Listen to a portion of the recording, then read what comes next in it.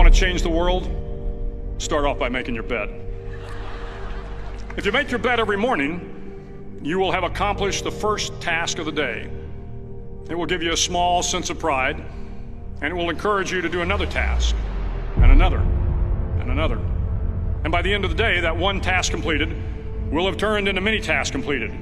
Making your bed will also reinforce the fact that the little things in life matter. If you can't do the little things right, you'll never be able to do the big things right. And if by chance you have a miserable day, you will come home to a bed that is made, that you made. And a made bed gives you encouragement that tomorrow will be better. To pass SEAL training, there are a series of long swims that must be completed. One is the night swim. Before the swim, the instructors joyfully brief the students on all the species of sharks that inhabit the waters off San Clemente. They assure you, however, that no student has ever been eaten by a shark, at least not that they can remember. But you are also taught that if a shark begins to circle your position, stand your ground. Do not swim away. Do not act afraid. And if the shark, hungry for a midnight snack, darts towards you, then summons up all your strength and punch him in the snout, and he will turn and swim away.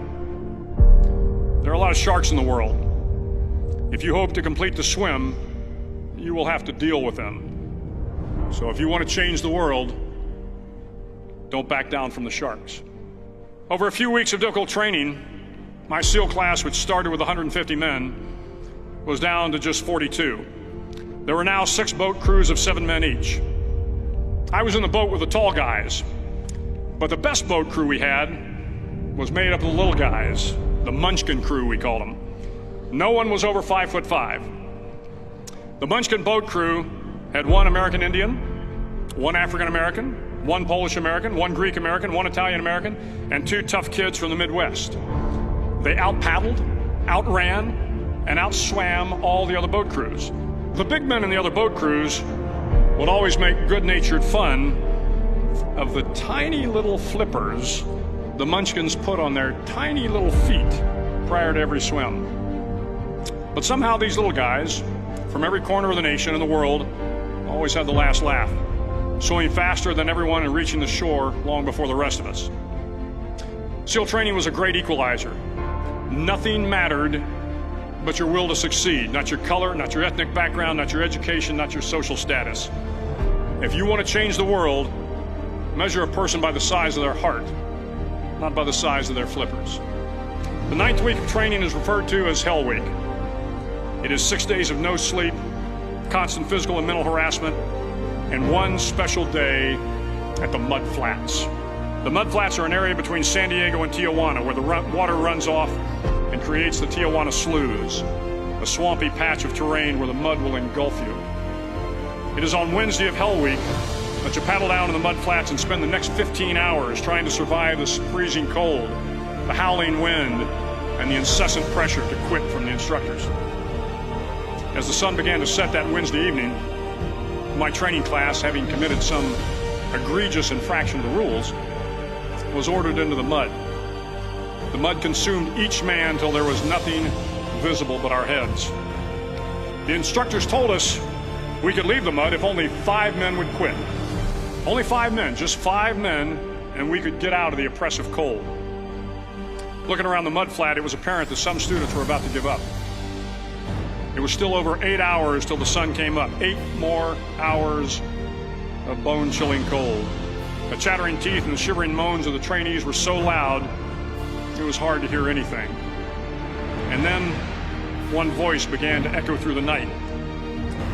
One voice raised in song. The song was terribly out of tune, but sung with great enthusiasm. One voice became 2, and 2 became 3, and before long, everyone in the class was singing. The instructors threatened us with more time in the mud if we kept up the singing, but the singing persisted, and somehow the mud seemed a little warmer, and the wind a little tamer, and the dawn not so far away. If I have learned anything in my time traveling the world, it is the power of hope. The power of one person, a Washington, a Lincoln, King, Mandela, and even a young girl from Pakistan, Malala.